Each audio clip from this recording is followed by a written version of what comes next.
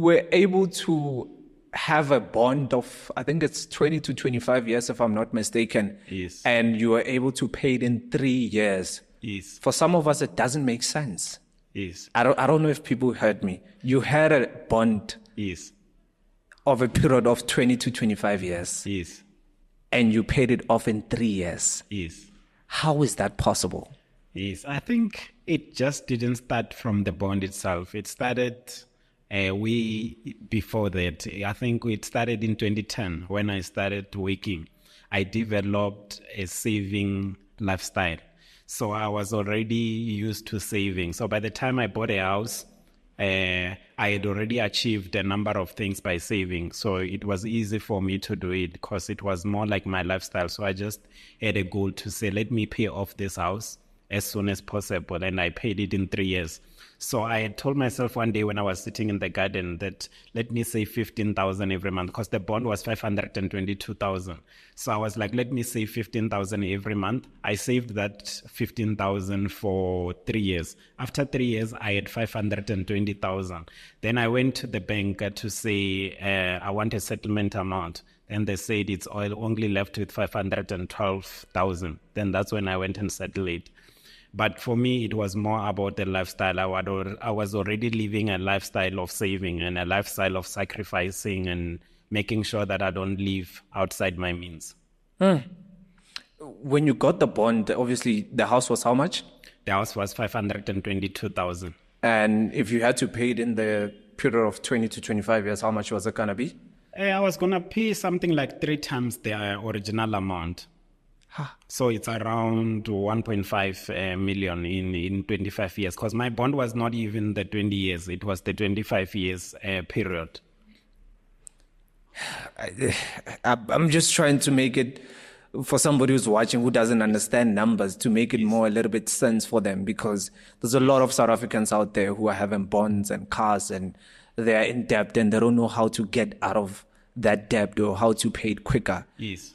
Can you explain a little bit better in terms of, because not all of people have 15,000 every month to save, and so that they can put it together and pay off their houses. Yes. People, they're getting paid 10,000, yes. People getting paid 15,000, yes. Even less. Yes. But how were you able to do everything? How long were you able to do this whole saving and to pay off your house? Okay. For me, I grew up in a church environment. Because my mother was a cleaner in a church. For 15 years, she was working there full time. So she was taking me to most of the church conferences. And then that's when I heard about finance, how to manage your finance. So by the time I started working, I already had the principle. It was just the matter of applying it. So from the first month of me working in 2010, I started working in June 2010. And then I was earning something like 6,000, but I was saving 3,000 every month. But I was staying in Mpumalanga, which again, 6,000 in 2010, it's not the same as 6,000 in 2024.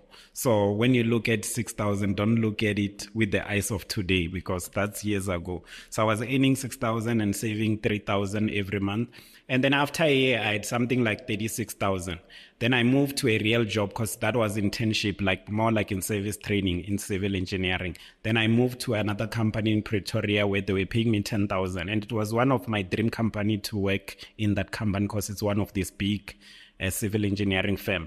And then they were paying me 10,000. I continued with the same principle. I was saving 5,000 every month. After a year, I had 60,000 plus that 36,000. So I had something like 96,000. Then I saved again for a few months, and then I had 120,000, which I took and went and bought my first car cash in 2013.